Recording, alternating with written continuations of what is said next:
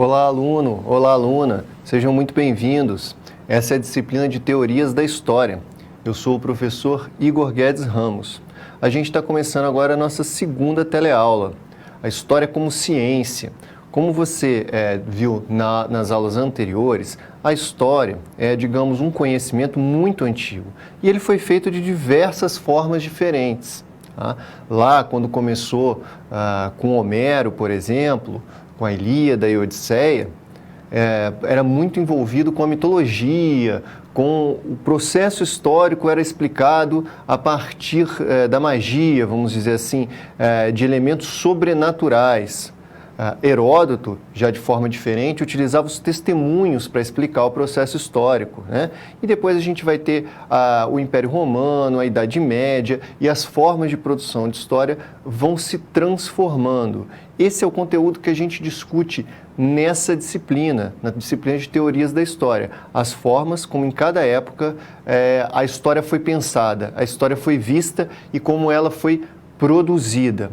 Na teleaula de hoje, a gente vai falar, digamos, de como a história começa a ser produzida com a cara que ela tem hoje para a gente, com a cara de uma disciplina institucionalizada nas universidades e nas escolas. Tá? Mas antes disso, tem um recado para você no quadro, que é a questão do avaliar 2022, né? que é a nossa avaliação institucional. É muito importante que você se empenhe nela, tá? Ela é até o dia 7 de novembro, você pode preencher o formulário, dar a sua opinião para a gente de como que você vê o curso, como que você está vendo o funcionamento da instituição. Essa avaliação é muito importante para a gente entender qual é a sua percepção do nosso trabalho, da instituição como um todo, o que a gente pode fazer para estar melhorando, para melhorar sempre aí a qualidade da educação que a gente passa, que a gente presta para você, certo? Então preencha o avaliar, é tranquilo, é rápido, separe um tempinho para você pensar e avaliar o nosso trabalho, certo? Até dia 7 de novembro ele está disponível para você. No quadro, novamente, a gente começa a pensar um pouquinho a nossa aula de hoje, né? Então, como eu disse, é a aula sobre como que a história vai se tornar o que ela é hoje para a gente, uma disciplina acadêmica, né? As teorias da história no século XIX, tá? É o ponto de contextualização. Ciência ou ficção? Universal ou nacional? Tá? O que eu quero dizer com isso? O que essas questões estão sendo colocadas? Só uma correção, desculpa. O slide do avaliar, ele está equivocado, não é até o dia 7 de novembro não, tá? É até o dia 15 de novembro, que foi prorrogado agora recentemente, então você ainda vai ter mais um tempo aí até o dia 15 de novembro para poder fazer o avaliar. Então vai lá, faz para a gente saber um pouco mais sobre o que você pensa sobre o nosso trabalho, tá? Então, só essa correção mesmo. A questão da história, voltando para a nossa disciplina, no século XIX, ela começa a ser pensada, ela começa a ser organizada em instituição, tanto dentro das universidades quanto nas escolas. E isso foi um processo de luta, foi um embate. A história, afinal de contas, era pensada como uma ficção ou como uma ciência, efetivamente. Tá? Ela era pensada para dentro de cada país teria uma história ou haveria uma história universal? Isso são algumas das brigas que aconteceram naquele momento, algumas das discussões que aconteceram naquele momento do século XIX, que vai formando a história como a gente tem hoje. E é claro, até hoje ela não tem uma definição precisa, definitiva. Ela vai mudando sempre ao longo do tempo, mas ela está dentro ali, vamos dizer, de uma matriz disciplinar desde o século XIX, ou seja, ela se torna uma disciplina. No quadro eu trago dois elementos gerais, então, para a gente, que a gente vai discutir durante essa aula. O predomínio do saber científico a partir do século XIX, isso é importante, a gente vai falar disso agora no início da aula, porque é a partir daí que se começa a discutir se a história é ciência ou não. E como que ela vai se tornar institucionalizada cientificamente. E outro evento que acontece muito forte no século XIX, que vai mexer com isso, é a formação dos estados nacionais. Então são esses dois elementos, vamos dizer assim, contextuais, gerais, que interferem diretamente na nossa discussão da história, das teorias da história do século XIX.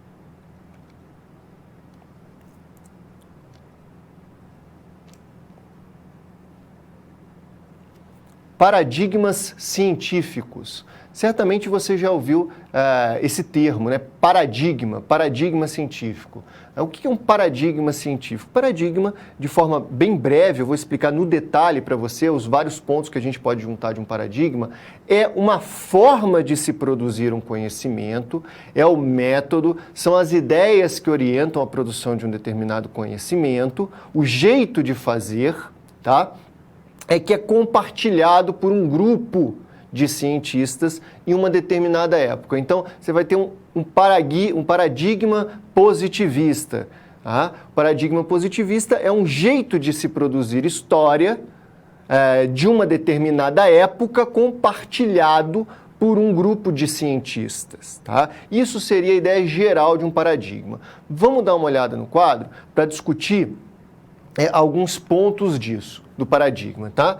Primeira coisa, cientificidade no contexto do século XIX. O século XIX, então, diferente do que acontecia até então, vai ser instituída a ciência como conhecimento predominante, como conhecimento hegemônico. Professor, o que é isso? O que isso significa, efetivamente? Veja, ao longo da Idade Média e ao longo da Idade Moderna, a forma de se produzir conhecimento, a principal forma de se produzir conhecimento para orientar na vida prática, era muita questão do que a gente chama de tradição hermética, que é uma tradição mágica que se envolve muito com questões do sobrenatural, da mágica, da possibilidade de se mudar o universo e a natureza a partir da mistura de elementos, por exemplo, da alquimia. Né? Então, a tradição mágica era uma forma de conhecimento que orientava as pessoas na vida. Né? Um exemplo assim, atual, o chazinho que a vovó recomenda para uma gripe, por exemplo. Cientificamente não é comprovado, mas na tradição hermética, na tradição mágica, ele era o conhecimento de como fazer aquele chá, é o que predominou durante a Idade Média, durante a Idade Moderna. Tá? Outra forma de produzir conhecimento, que era muito forte, era o conhecimento ligado à religião, à teologia, desde a escolástica, com Tomás de Aquino, que a gente discutiu em outros momentos, né? Uma forma de produzir conhecimento, mas muito fundamentada no quê? Numa perspectiva religiosa, de explicação do mundo. Religiosa, católica, né, da teologia que predominava na Europa até o século XVIII. O que acontece ali no século XVII e no século XVIII? É a Revolução Científica, é a Revolução Cartesiana, tá? É a Revolução Industrial no XIX, que vai mudar a forma como as pessoas enxergam o mundo. Tá? E a partir dali, o tipo de conhecimento que predomina, né, que é o mais valorizado, o que é considerado mais virtuoso, a melhor forma de conhecimento seria o conhecimento científico, tá? Aquele que é produzido pelos cientistas. Então ele passa a predominar, as pessoas começam a orientar a sua vida baseada no conhecimento científico. E quais são as características desse conhecimento? É o que eu aponto no quadro. Tá? 3 eu trouxe aqui para facilitar para a gente. A ideia de racionalização. O que é ser racional? É ter um encadeamento lógico, tá? Organizar categorias e fazer uma relação lógica entre elas. O exemplo clássico é o Teorema de Pitágoras, né?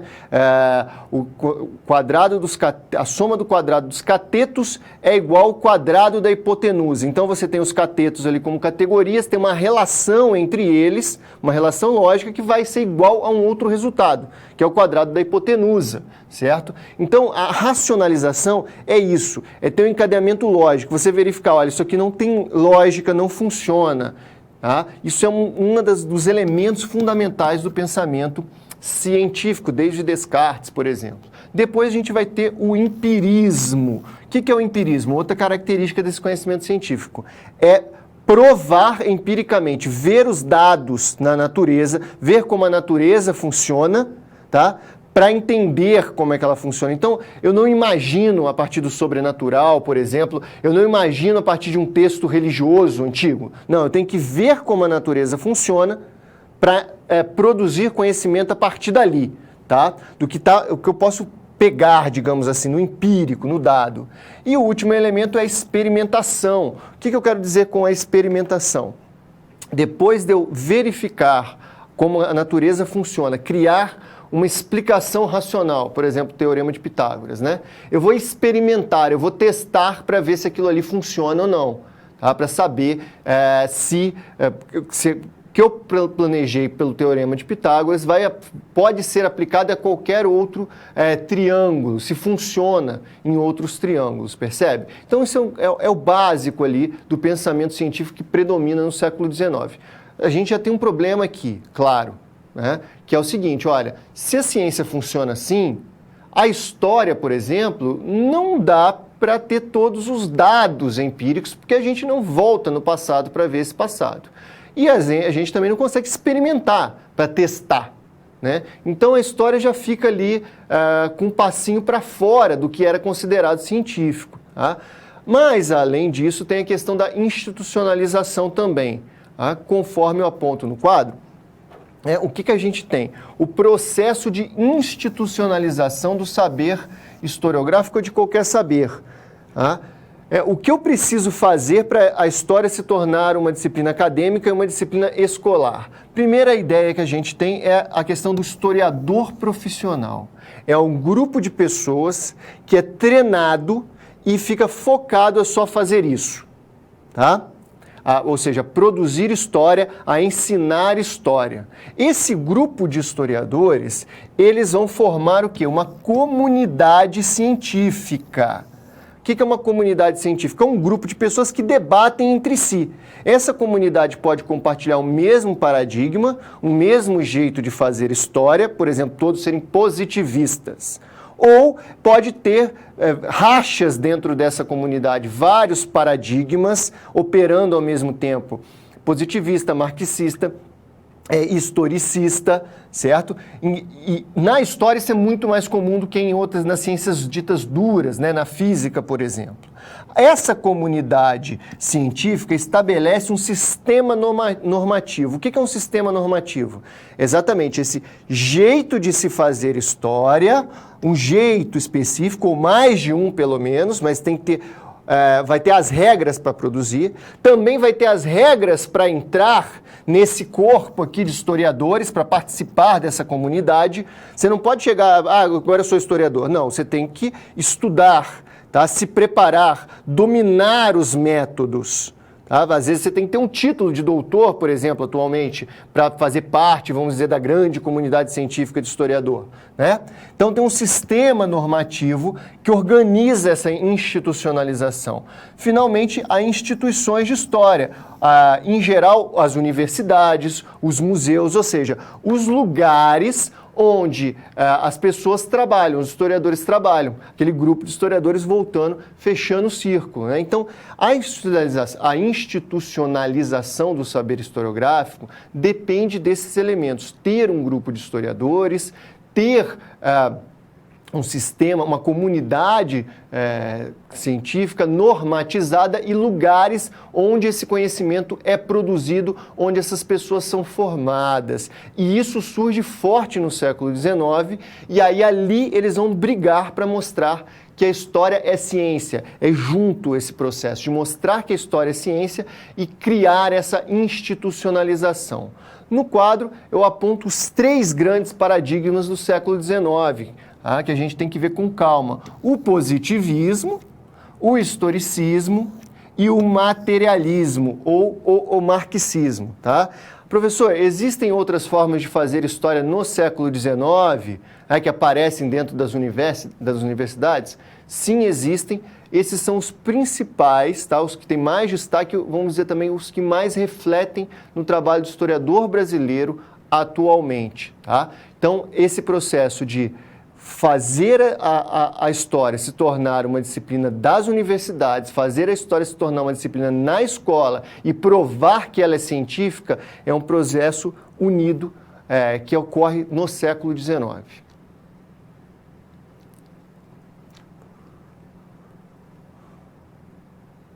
Positivismo. Um dos primeiros paradigmas historiográficos que ganham notoriedade, que vão ser produzidos dentro das universidades e ensinado, de certa forma, para outras pessoas que vão se tornar historiadores e outras pessoas, e ensinados em escolas também, é o que a gente costuma chamar de paradigma positivista. No quadro, eu trago algumas explicações sobre esse paradigma. Por quê? Porque ele vem de outra ciência. Tá? Ele surge a partir desse filósofo aqui, o Augusto Comte, que viveu de 1798 a 1857, carinha dele aqui, a cara de assustado. Quais são os dois principais trabalhos do Comte? Sistema de Filosofia Positiva, publicado em 1848. Aqui é onde ele mostra como a ciência que ele chama de positiva, o que é efetivamente ciência para ele, porque o resto não seria, tá? Opera, funciona, tá? E nessa outra obra aqui, o sistema de política positiva. Aqui ele vai, de 1859, aqui ele vai pegar essa filosofia positiva, que é o jeito de se fazer, produzir ciência dentro das ciências naturais, para entender a natureza, tá? E transportar para o sistema social e político, refletir como a sociedade também funciona a partir de uma lógica, de uma lei que pode ser desvendada cientificamente. Tá? É a física social que ele chama. Tá? Como que é essa filosofia positiva do Comte? Tá? Primeiro, o elemento, a empiria. Eu vou pesquisar na natureza, eu vou ver como a água evapora, por exemplo, tá? Vou verificar várias vezes a água evaporando para desse movimento tentar extrair uma lei de funcionamento, né? Por exemplo, da água evaporando, a lei de funcionamento que a 100 graus na pressão do mar, né? Da altura do mar, pressão atmosférica da altura do mar, a água evapora aos 100 graus. Tá? Então, eu extraí uma lei de um dado empírico que eu visualizei. Tá? Essa é a base da filosofia positiva. Verificar os dados objetivos, extrair deles uma lei de funcionamento. Por como que as coisas funcionam, como elas interagem. E, finalmente, a outra ideia do Comte, que agora já influencia diretamente na questão da política positiva, é a ideia de progresso muito forte no seu pensamento. Isso significa o quê? Que o Comte, ele acredita, né, que ele vai ser muito importante para incutir essa mentalidade no conhecimento da época, né, e essa mentalidade só surge mesmo depois da Revolução Francesa, é a ideia de que, com o passar do tempo, né, a passagem do tempo, o ser humano vai se desenvolvendo, o mundo vai melhorando rumo ao momento perfeito, ao conhecimento perfeito, à sociedade perfeita. Veja, isso não existia anteriormente, antes da Revolução Científica, antes do positivismo, antes de Hegel, entre outros pensadores. O que as pessoas acreditavam? O tempo passava, mas a gente não estava melhorando, a gente não estava progredindo. Simplesmente o tempo passava, as coisas mudavam, né? Havia também um pensamento de repetição das coisas, elas não repetiam exatamente como aconteceram, mas dentro de uma mesma lógica. Aqui não. Aqui é a ideia de progresso, de melhoria. Tá? Lá atrás a gente era uma sociedade tribal, simples, rumo a uma sociedade plenamente desenvolvida. Isso tem muito a ver também com a Revolução Industrial e com a Revolução Francesa, como eu comentei, porque ela faz uma ruptura, ela muda profundamente as duas, a Revolução Francesa, a Revolução Industrial, e pode incluir também a Revolução Científica, muda a forma como a gente vê o mundo, a gente percebe o mundo, né? E aí o Comte tem, o que eu mostro no quadro para você, esse esquema básico dos períodos do ser humano na Terra. O primeiro período seria o período teológico, esses períodos aqui é como ele vê o desenvolvimento do conhecimento, como as pessoas entendem o mundo, tá? Teológico, ou seja, as pessoas explicam o mundo a partir da ação dos deuses. Depois vai ter uma fase metafísica ali na época moderna, principalmente, início da contemporânea, né, do século dele. O que é a metafísica? Para o próprio Kant é um momento de passagem, um rápido momento de transformação, em que o Deus deixa de ser, vamos dizer assim, um ser pensante, mas um ser que tem propriedades, tá? Mas ainda assim o mundo é explicado a partir de algo sobrenatural, digamos assim, metafísico, fora da física, tá? E finalmente o momento do próprio Kant, da filosofia positiva, que é o período científico, que não, agora a gente explica o mundo a partir da ciência, a partir da empiria, das coisas, eu vejo as coisas acontecendo, eu verifico a repetição daquelas coisas e entendo a lei de funcionamento, como aquelas coisas funcionam. Isso vai ser espelhado na história, e a gente vai ter a história positivista, que são os autores que eu trago no quadro. Dois grandes autores do positivismo historiográfico são o Hippolyte Taine, esse senhor aqui, e o Henry Thomas Buckler, esse outro senhor aqui, tá? As obras principais deles, né? Um é francês, então As Origens da França Contemporânea. O outro é inglês e ele vai falar da história da civilização na Inglaterra. Mas vejam, em ambos há uma teoria universal de funcionamento da história, porque eles são positivistas. Eles buscam as leis de funcionamento. Então eles produzem uma história nomotética, que a gente chama, tá? O que é uma história nomotética, professor? É uma história que é baseada em leis gerais, que funciona a todo tempo, em todo lugar, tá? E essa, no caso deles, essa lei geral é extraída a partir da percepção do determinismo geográfico e do determinismo racial. Senhor, o que é isso? O que significa isso? Essa lei geral, determinismo racial, é fácil de entender. É triste, mas é fácil de entender. Por exemplo, eles acreditavam naquela época, como aparece no senso comum até hoje em dia, que dependendo do lugar geográfico de uma sociedade, ela vai se desenvolver de um determinado jeito. Por exemplo, nos trópicos, onde é quente, as pessoas tendem a ser festeiras, relaxadas, não gostar muito de trabalho. Já viu isso no senso comum? Então, isso era história lá atrás. O determinismo geográfico, ou seja, a partir das condições geográficas, eu extraio uma lei. Aí eu explico, olha, essa sociedade é desse jeito porque ela mora nesse lugar. Essa outra sociedade aqui, por exemplo, a Europa é um lugar geográfico mais frio, temperado, por isso que eles são mais trabalhadores. Então eles vão desenvolver a indústria, vão fazer a revolução industrial, a revolução científica, etc, etc. A mesma coisa para a raça. Tá? A raça europeia, raça é uma invenção, tá? Então você pode falar que judeu é raça, você pode falar que europeu é raça, tá? Dependendo da época histórica. Tá? Então, veja, eles diziam também, olha, essa raça se desenvolve desse jeito, há uma lei de desenvolvimento para essa raça. Para essa outra raça, por exemplo, eles acreditavam, infelizmente, que os africanos eram inferiores aos europeus. Então, eles nunca iriam se industrializar, eles nunca iriam avançar, certo? Então, essa é a regra básica de funcionamento do positivismo. É buscar, do positivismo historiográfico, é buscar leis gerais de funcionamento, especialmente nesse momento a partir do determinismo geográfico ou do determinismo racial.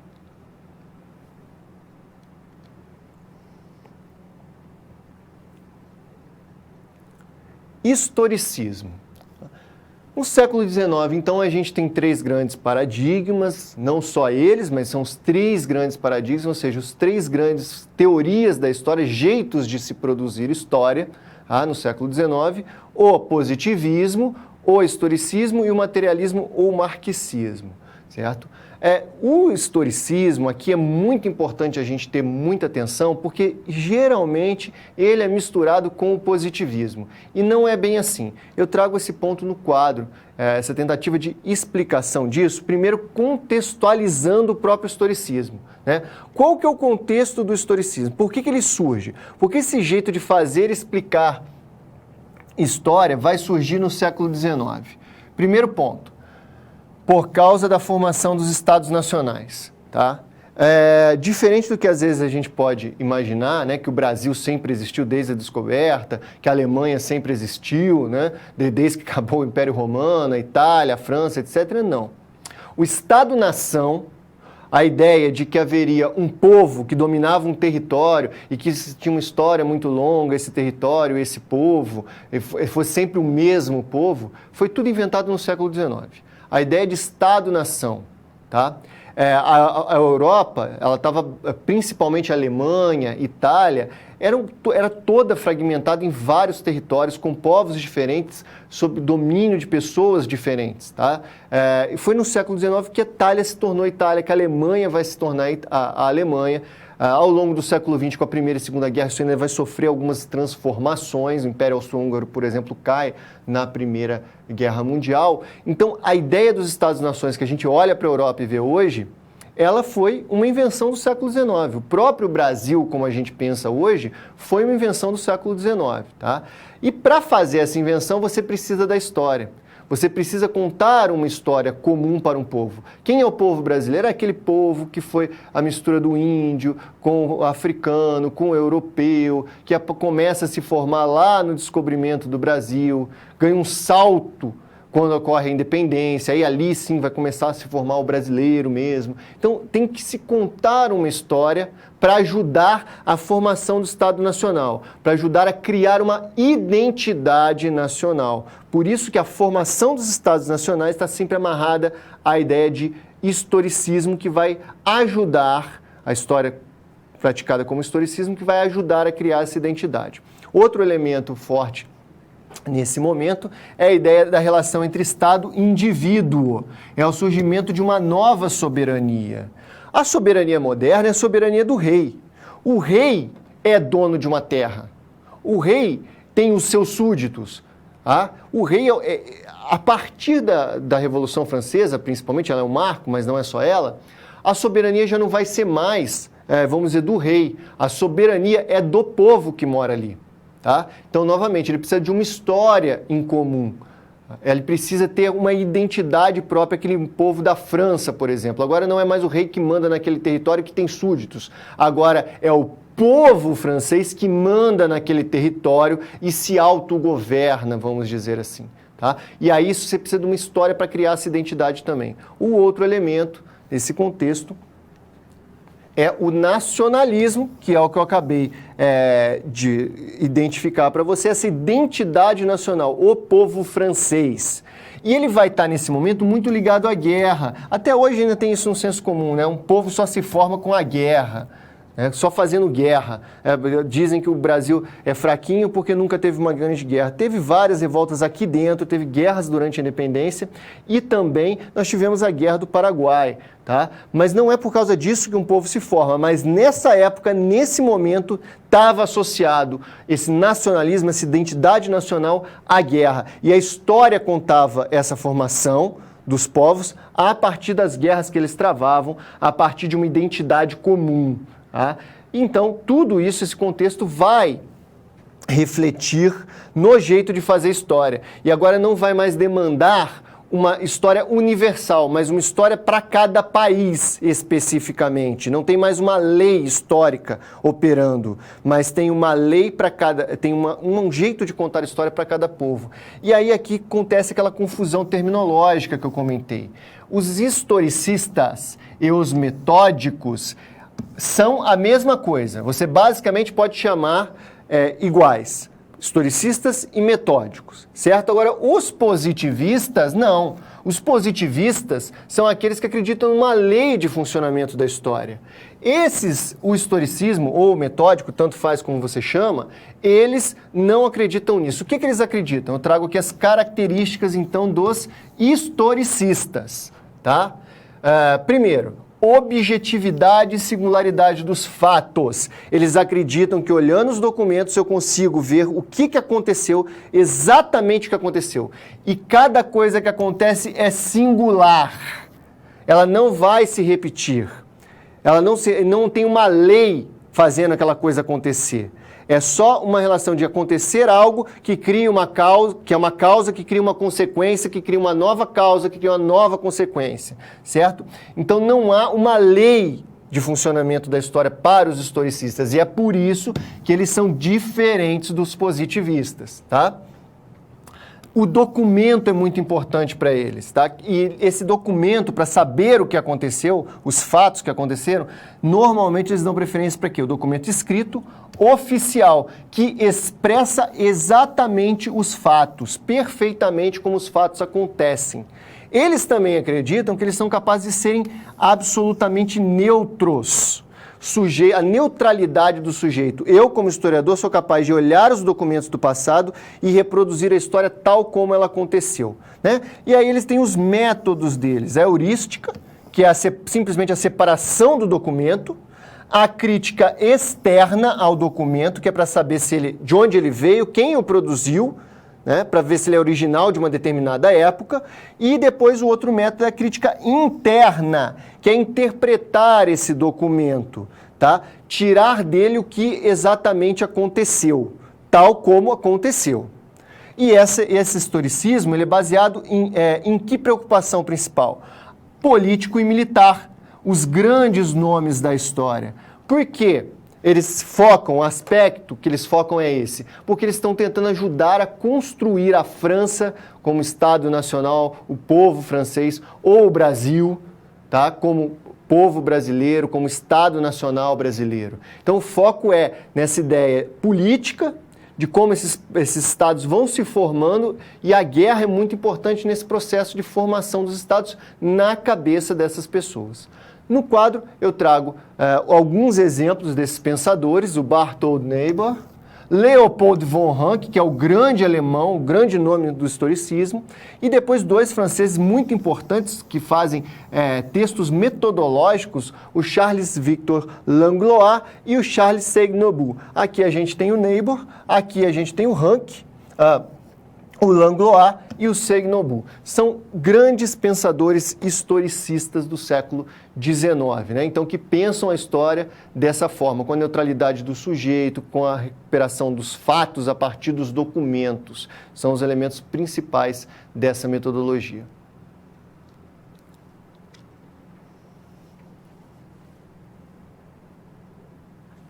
Historicismo na sala de aula. Ora, o historicismo é um paradigma historiográfico do século XIX. Será que ele está na sala de aula até hoje? Vamos dar uma olhada no quadro nessa situação problema para a gente refletir sobre isso, tá? Acompanha comigo aqui a leitura.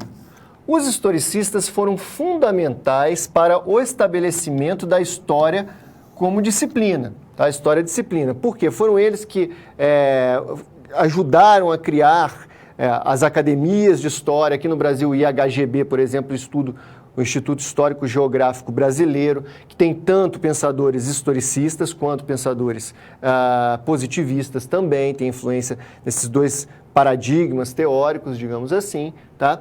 Porém, os historiadores atuais já não usam a mesma base teórica dos historicistas. Eles já não agem exatamente como os historicistas hoje, tá? Não fazem história, não têm a mesma teoria. A pergunta, então, é: será que a base teórica historicista ainda está presente nas práticas de ensino atuais? Aqui no quadro eu trago para você uma pesquisa da professora Miranda e Luca, tá? Sobre os livros didáticos, tá? Do início do século XXI. Como que eles eram organizados? O que tem nesses livros didáticos em termos, vamos dizer assim, de conteúdo? O que esse livro ensina para os alunos, tá? Elas fizeram o seguinte levantamento e esse aqui é o resultado. Primeiro, 7% do conteúdo do livro, das atividades do livro, dão uma visão procedimental para o aluno. Ensinam, o que significa isso? Ensinam para o aluno como a história é produzida, como o conhecimento histórico é produzido, né? Então, é aquele trabalho com as fontes, né? Mostrar para o aluno que tem a fonte imagética, que tem a fonte escrita, que tem a fonte oral, como que interpreta aquelas fontes, as formas de interpretar aquelas fontes, a crítica externa, a crítica interna do documento, tá?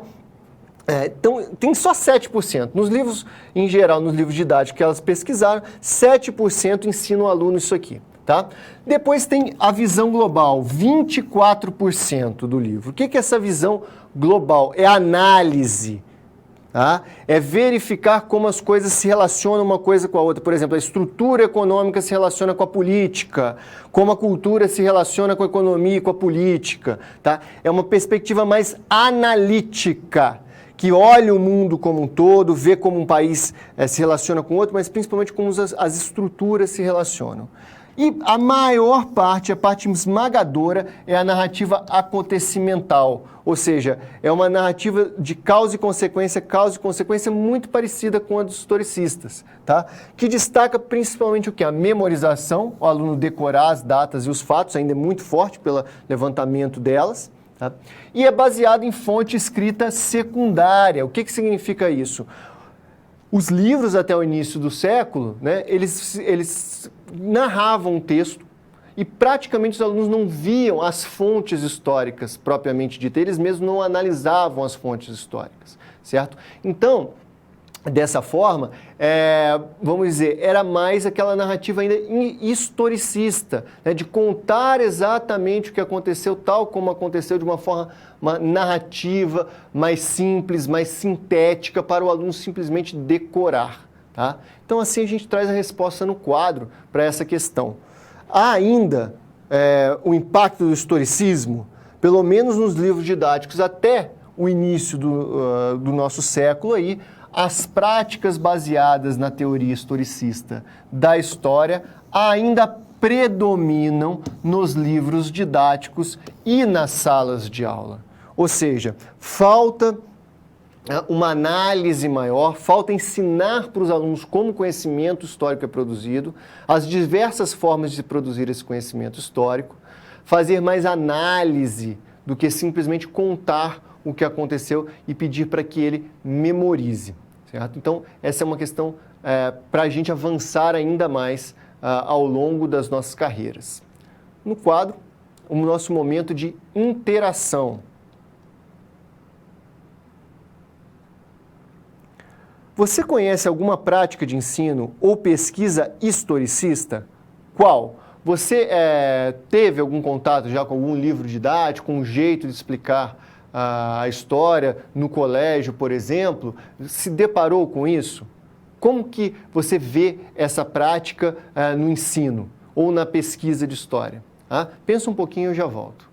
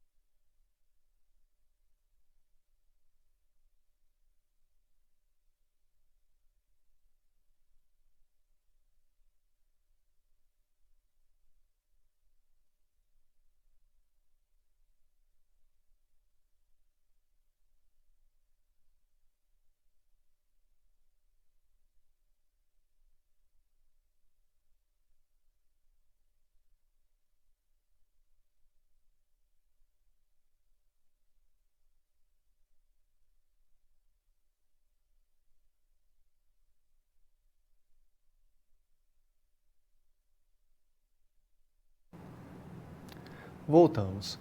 Então, você já viu alguém ensinar a história, decorando as datas, o que cada personagem, grande personagem fez? Por exemplo, Dom Pedro I foi aquele que deu o grito do Ipiranga, e aí o que importa é isso, sem visualizar, por exemplo, as forças estruturais que estavam por trás do processo de independência do Brasil? Por exemplo, a vinda da família real em 1808, como aquilo mudou totalmente a institucionalização política do Brasil, criou outros grupos sociais dentro do Brasil, grupos sociais e políticos, que começaram a rivalizar cada vez mais com os grupos portugueses. A independência econômica já do Brasil em relação a Portugal, com a chegada da família real, a gente vai ter uma independência institucional, porque aqui vai estar boa parte do governo a partir de então. Então, esses elementos é que explicam o processo histórico mais do que simplesmente o grito em si, saber a data específica e quem fez o grito do Ipiranga. Porque ele foi movido, de certa forma, até certos limites, a fazer aquilo. Então, essa parte mais analítica de discutir os documentos é que é um pouco diferente daquelas narrativas memorialísticas muito comuns antigamente no ensino de história e às vezes até hoje, certo?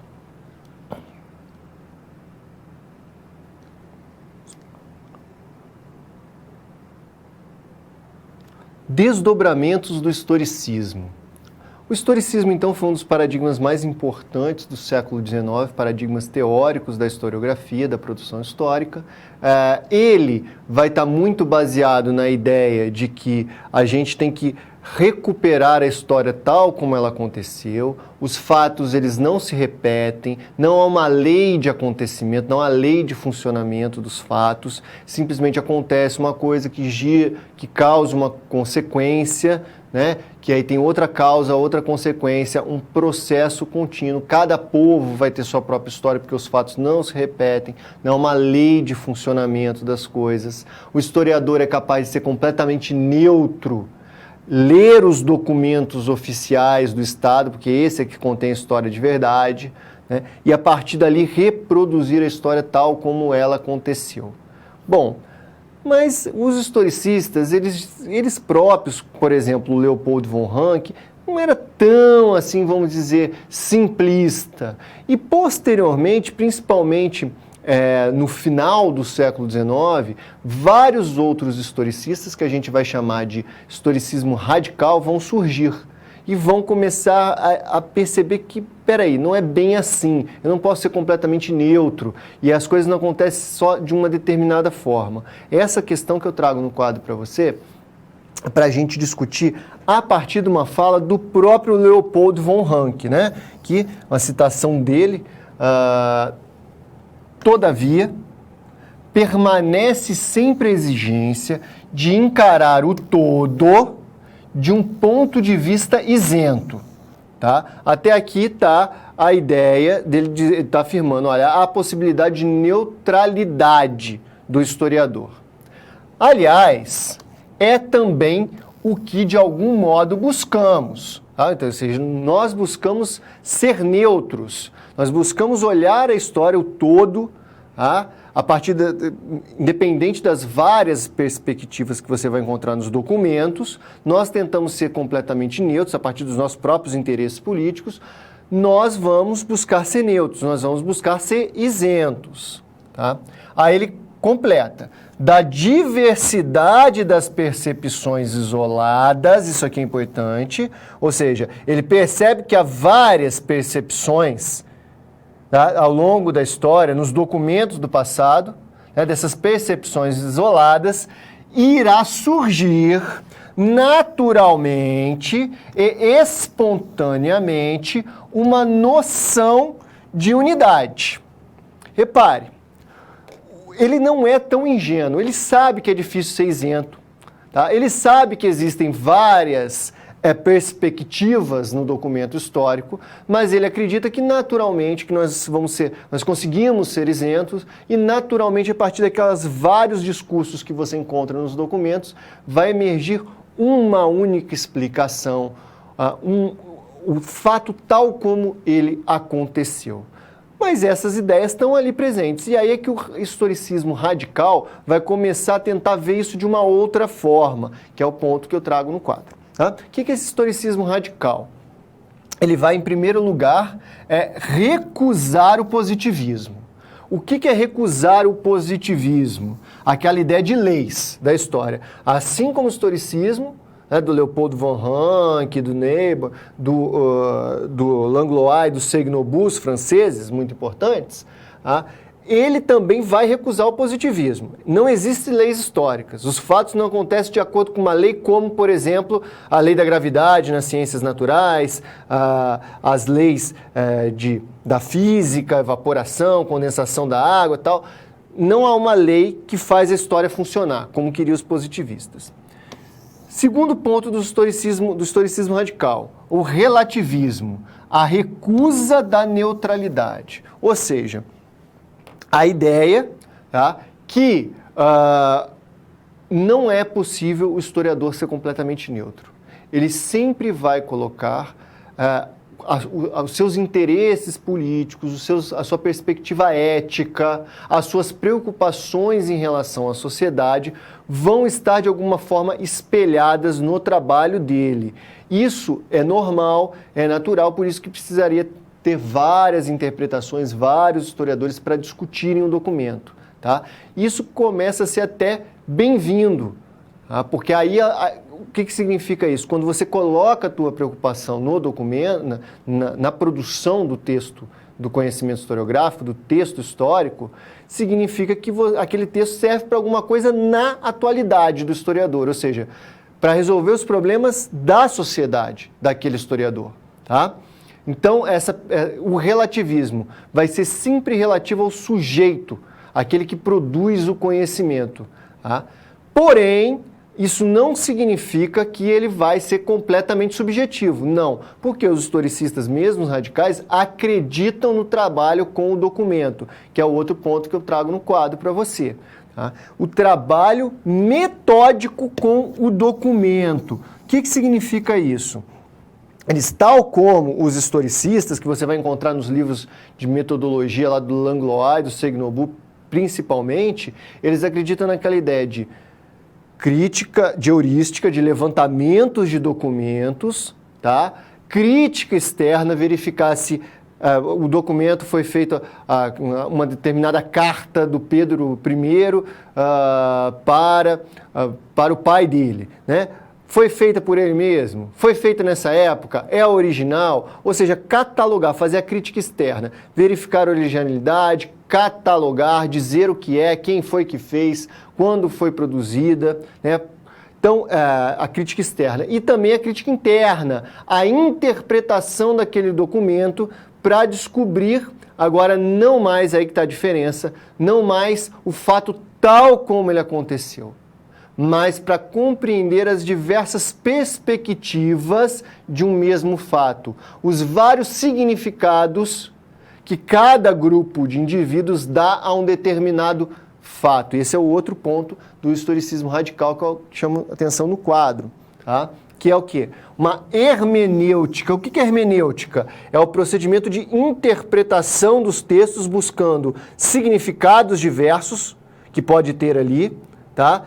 Ou um sentido profundo que atravessa todos os documentos. Isso aí está mais ligado a, por exemplo, um marxismo, que acredita no sentido profundo da luta de classes, né? Tudo está, de certa forma, permeada pela luta de classes, mas os significados podem ser vários. Então, o historicismo radical, ele usa da hermenêutica para produzir, para verificar os vários significados de um mesmo fato, como grupos diferentes interpretaram aqueles fatos. É um método compreensivo.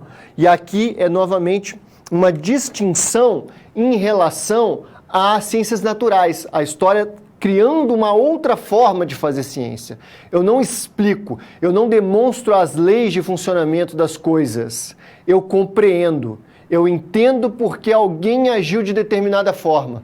Percebe, então, a diferença? É uma discussão muito forte ali no final do século XIX, ainda se arrasta um pouco até hoje, a diferença entre explicar, verificar uma lei de funcionamento e compreender, entender por que alguém fez alguma coisa, por que alguém agiu de determinada forma, ou seja, entender como que ele significou um determinado acontecimento para agir em relação àquele acontecimento.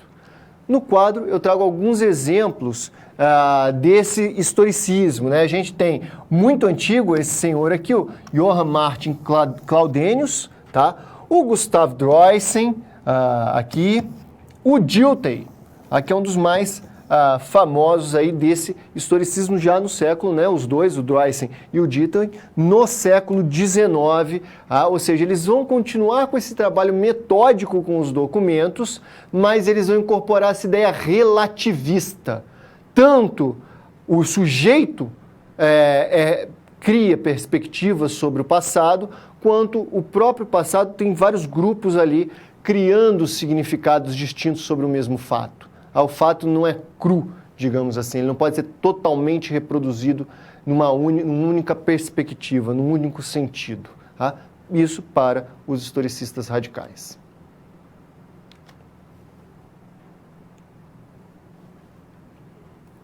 Materialismo.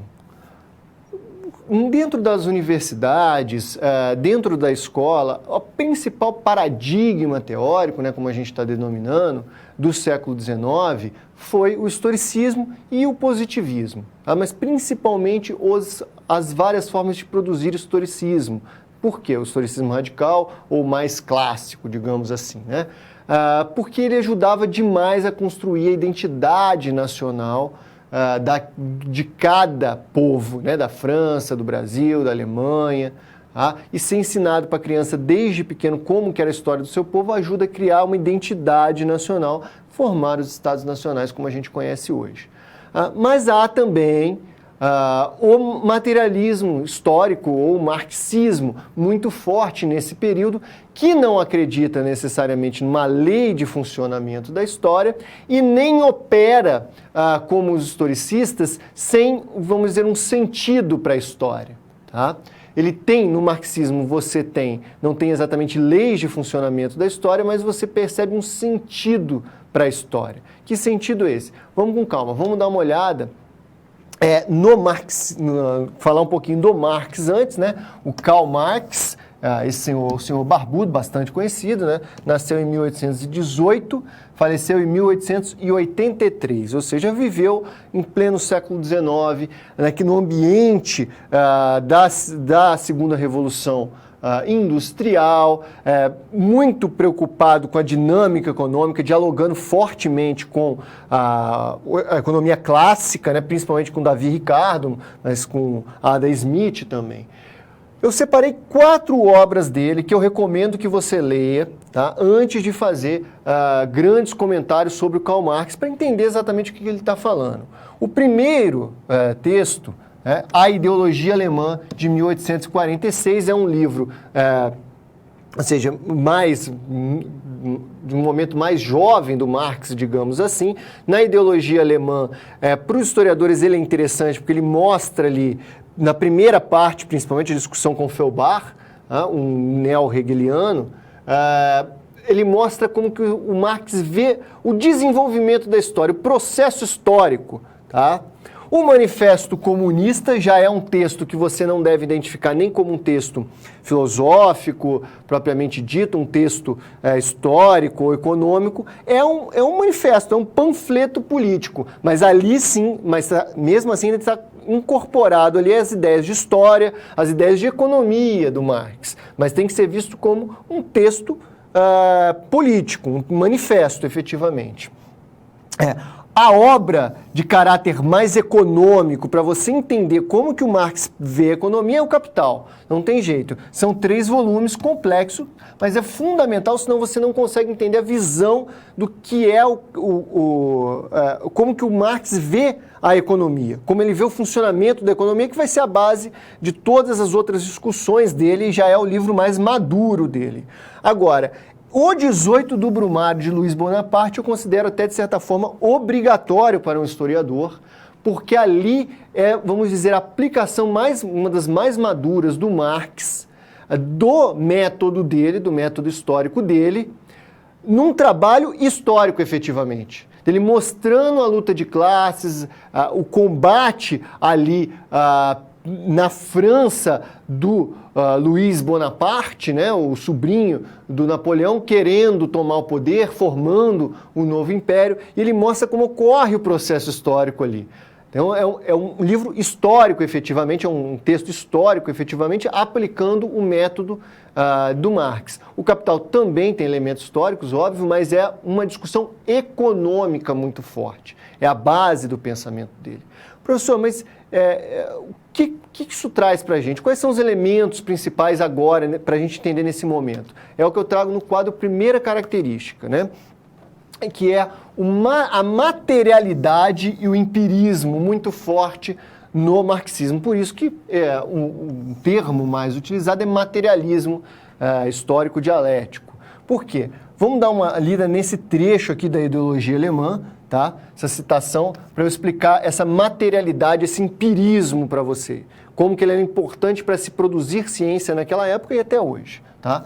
Esta concepção da história consiste, ele está explicando o quê? A própria concepção dele, tá? De história.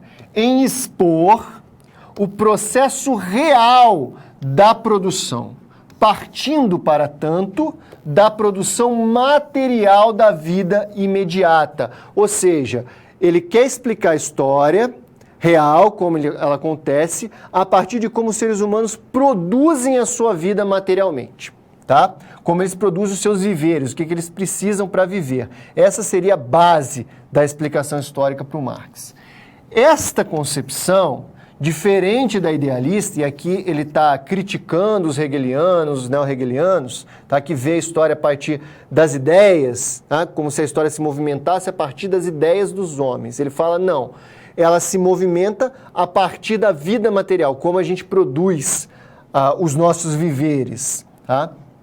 Então, diferente da idealista, né, a minha, não busca uma categoria em cada período, mas se mantém sempre sobre o terreno histórico real. Aqui está expressa a preocupação do Marx, então, o que é científico para ele? É entender como as pessoas produzem a sua vida material, ou seja, como que elas fazem plantação, como que elas trocam a comida, né, com moeda, sem moeda, como que elas produzem, elas têm escravismo, tem servidão, né, qual que é a forma da produção, é privado, é público, então ele estuda a história a partir do material, tentando se destacar dos hegelianos, tá? E dos dados empíricos. Outro elemento, que é outra citação que eu trago para você, é essa daqui, a teoria do progresso, que está incutida também. Ele vê, assim como o Comte, mas não da mesma forma que o Comte, tá? Que a história é um progresso, é um desenvolvimento. Vamos ver essa outra citação aqui, tá? Do Prefácio à Economia Política. Em grandes traços, podem ser caracterizados como épocas progressivas da formação econômica, progressiva é a palavra-chave, da formação econômica da sociedade. Os modos de produção, asiático, antigo, feudal, burguês e o burguês moderno, desculpa. Daí que com esta formação social se encerra a pré-história da sociedade humana. Ou seja, então com o capitalismo burguês acabou a história? Não é bem isso. Acaba a luta de classes, digamos assim, tá? Quando acabar esse modo de produção. Ele é o mais desenvolvido até então. Ele é melhor do que o feudal, ele é melhor do que todas as outras épocas da nossa vida. Mas ele tem contradições, ele tem problemas.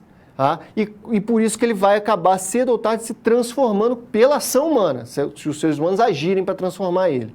Tá? E assim a gente estaria num outro momento da história, que seria uma outra forma de história. Tá? Então, aqui a gente encontra duas características muito fortes do marxismo, né, do materialismo. Essa ideia de pensar a história a partir do material, como a gente produz os nossos viveres, e essa ideia de que a gente estaria progredindo. Tá? São dois elementos do materialismo do século XIX.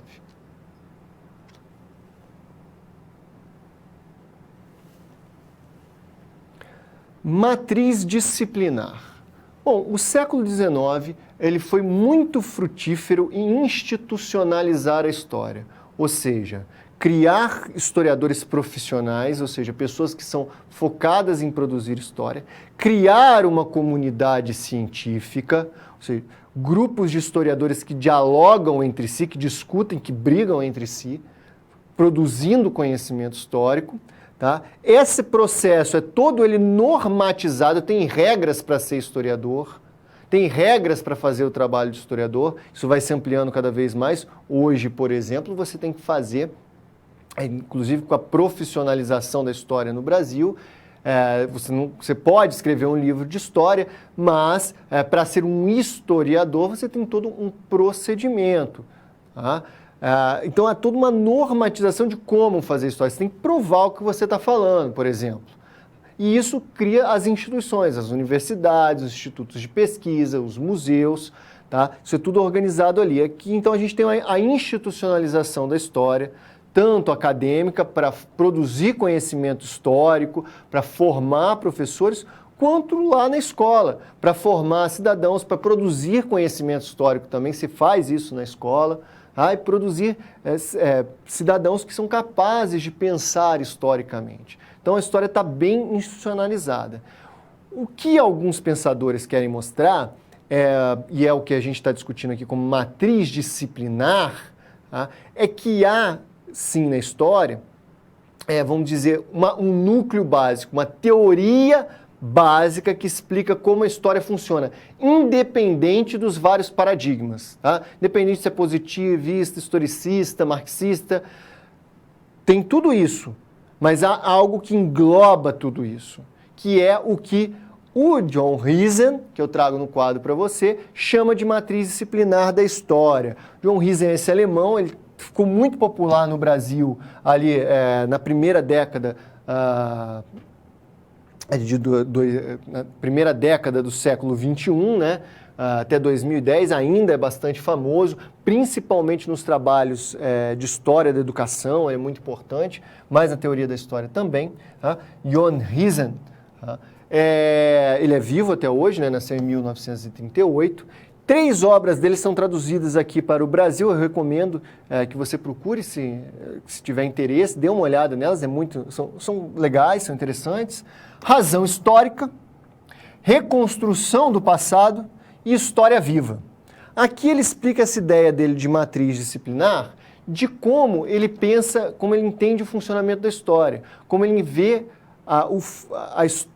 independente da sua perspectiva teórica, para ser história, para ser a disciplina histórica, ela tem determinados elementos de funcionamento.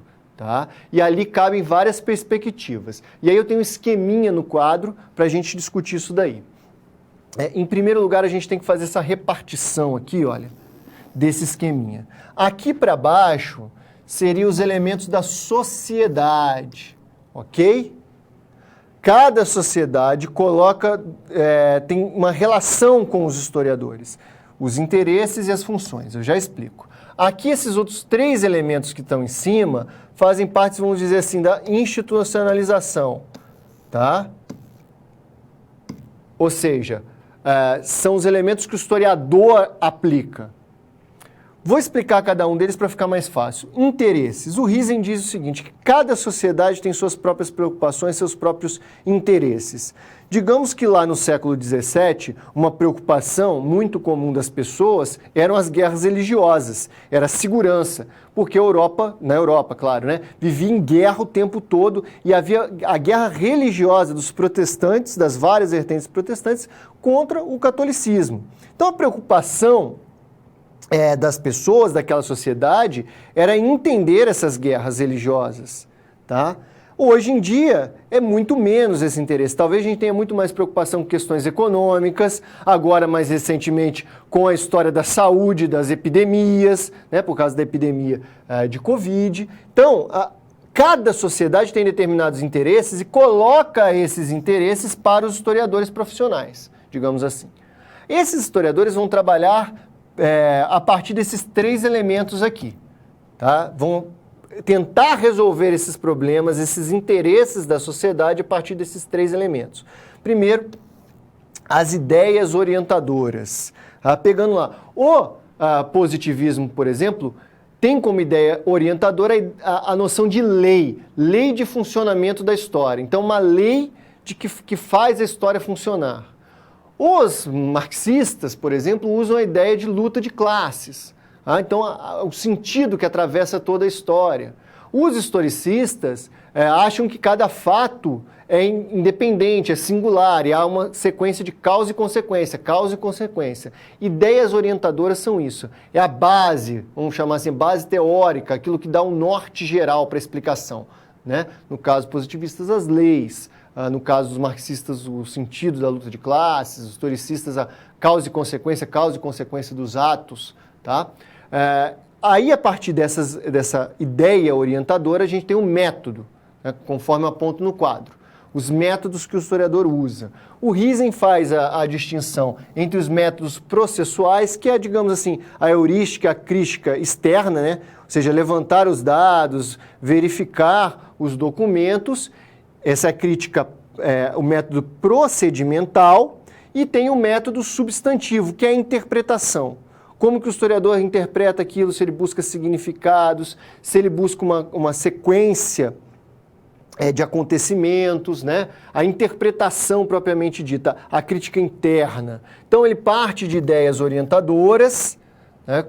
Como ele vê o funcionamento da história, aplica métodos nos documentos e depois ele tem formas de apresentação, seja por meio de uma contextualização, uma divisão em períodos, que é muito clássica, né? Dividir em períodos, antigo, moderno, e compara um período com outro, faz a diferença. Se é processual, né, se ele apresenta uma narrativa, muito características dos historicistas, se ele é mais analítico, né, ou seja, se ele analisa a estrutura econômica de tal época, resulta em determinada política e assim por diante, a forma de apresentar isso. Tá? E finalmente ele devolve isso para a sociedade, seja em forma de um texto, na forma de uma aula, e aí ele vai ter uma função social. Que função social é essa? Tá? Esse conhecimento, né, que começa pela própria sociedade, com as preocupações e com o interesse, é trabalhado pelos historiadores, cada um à sua maneira, mas dentro daqueles 3 pontos ali, básicos, e depois volta para a sociedade. Tá? E serve para orientar as pessoas. Ela tem uma função na sociedade que é orientar as pessoas a agir, a saber o que fazer. E aí eu trago uma frase do Riesen que eu acho muito bonita, que explica exatamente isso. A última instância para plausibilidade empírica, ou seja, para você dizer que a história, que aquilo ali que você está contando é verdadeiro, é plausível empiricamente, né? Além de você trabalhar com os documentos, a última instância disso, da plausibilidade empírica, de uma teoria histórica, é a sua função de orientação da vida prática, da vida empírica das pessoas que estão na comunidade junto com o historiador, né? Do historiador e dos destinatários e receptores de suas histórias. Ou seja, para você saber se aquilo que você escreveu, que aquilo que você produziu a partir de ideias orientadoras, de métodos, de forma de apresentação, é plausível, é viável, essas pessoas usam aquilo efetivamente na vida delas, se serve para orientar a ação delas na vida. Então, isso seria, para o Riesen, a base de todo o trabalho historiográfico científico, a matriz disciplinar, certo? Então, é uma forma atual de pensar a disciplina de história.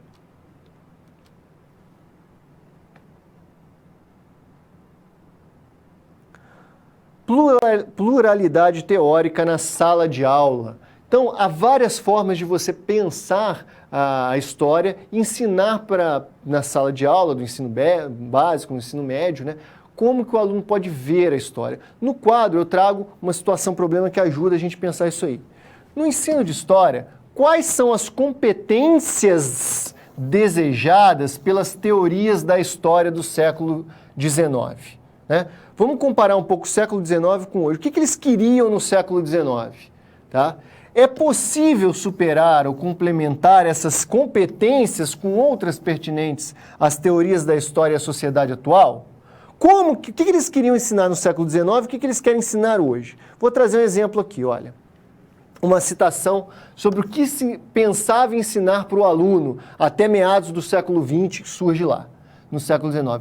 No estudo da história, o aluno deveria memorizar acontecimentos passados, para que nunca se esquecesse do ônus pago por seus ancestrais, para que o mundo pudesse modernizar e progredir. Ao culto aos antepassados, aos heróis, foi muito importante, juntamente com respeito às tradições e aos símbolos. Então, no século XIX e até meados do século XX, a grande preocupação do ensino de história era mostrar para as crianças a importância dos seus antepassados, uma identidade comum, ter heróis para que ela se espelhasse. Isso é importante? É importante, principalmente para criar uma identidade nacional e tudo mais. Mas é só essa competência que a gente espera hoje na sociedade atual?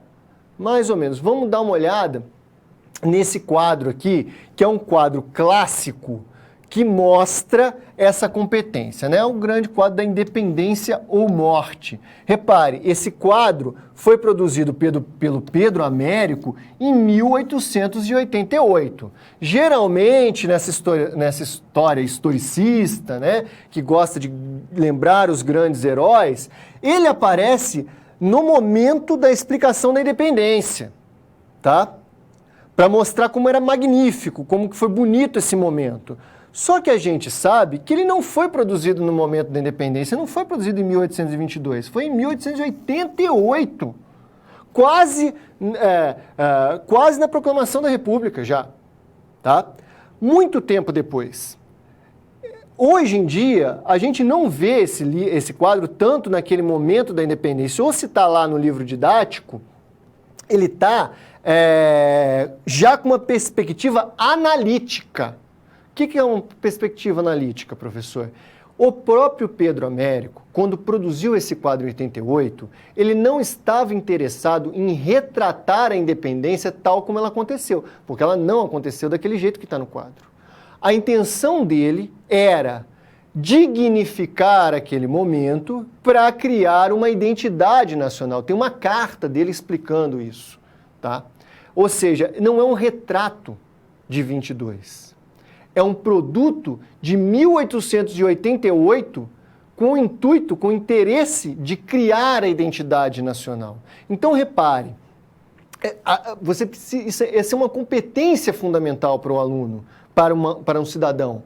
É saber analisar, entender a fonte histórica, entender os interesses daquela fonte histórica e não simplesmente pensá-la como um retrato do passado, como algo para ser simplesmente idolatrado, como um modelo a ser seguido. É preciso também fazer a crítica, entender quais são as intenções que estão ali naquele documento. Então, para fechar nossa situação problema, além de trabalhar com os alunos a narrativa acontecimental, ou seja, o que aconteceu efetivamente em 22, na independência, etc., devemos focar também na visão global e na procedimental. O que significa visão global ou procedimental? Análise, entender por que os fatos aconteceram. Entender como nós descobrimos, ou como nós produzimos, melhor dizendo, produzimos esse conhecimento histórico para que o aluno tenha senso crítico, que ele mesmo possa fazer esse movimento. Agora a gente vai para o nosso momento de interação. No quadro, você conhece práticas de ensino que superam a narrativa acontecimental? Quais? Ou seja, pensa um pouquinho aí e me diga se você conhece alguma prática, algum jeito de superar simplesmente a narrativa com datas, grandes heróis e acontecimentos. Tá? Eu já volto.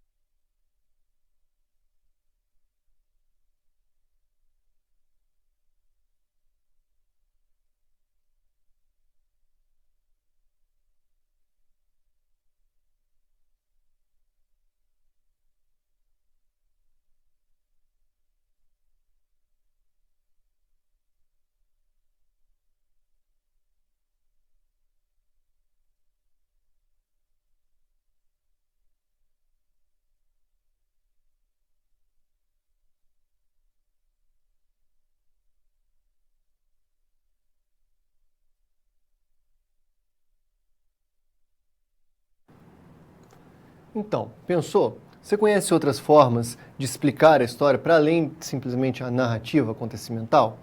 Ora, existem vários métodos de fazer isso. Eu gosto muito da análise de fonte, seja o quadro, como por exemplo o quadro da Independência que a gente viu, né, mostrar a época em que ele foi produzido, o que está por trás daquele quadro, quais são os interesses, quais são as intenções, mas você pode fazer isso com textos, com depoimentos orais, com várias outras fontes históricas. Tá? Analisar o contexto geral que ajuda a produzir aquele documento e explicar para o aluno que é assim que se produz o conhecimento histórico, é com esse tipo de análise, certo?